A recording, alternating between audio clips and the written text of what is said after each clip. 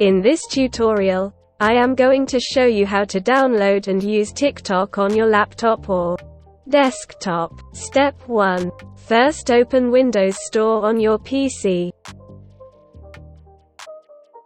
Step 2. Type TikTok into the search box at the top right here. Step 3. Click on the TikTok. Step 4. Click on Get button. Step 5. The app will be downloaded and installed on your laptop. Step 6. Now you can open it by clicking Open. Step 7. I would like to have a desktop shortcut, so I check the box right here.